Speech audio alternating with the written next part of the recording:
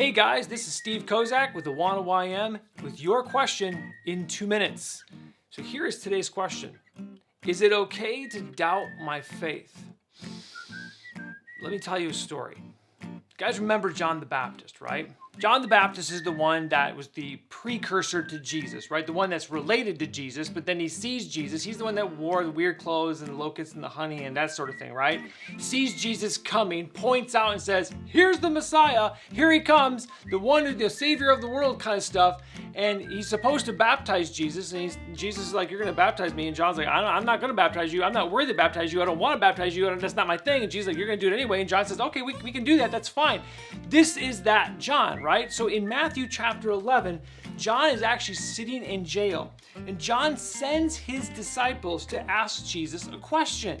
He's sitting here wondering, I'm about to give my life for something. Is this even worth it? And he says, go ask Jesus this. Are you the one who is to come, or shall we look for another? Okay, that's a pretty doubtful question. And Jesus doesn't be like, what are you crazy? We know each other, John. How could you ask such a question? No, Jesus doesn't do that at all. In fact, Jesus tells the disciples, John's disciples, to go back and say this. Go and tell John what you hear and see.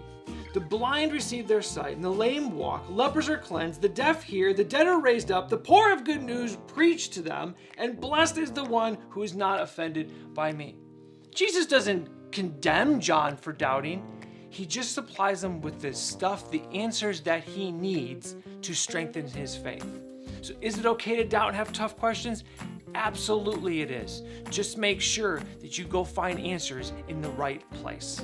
And that's my 2 minutes. If you have questions, put them in the comments below.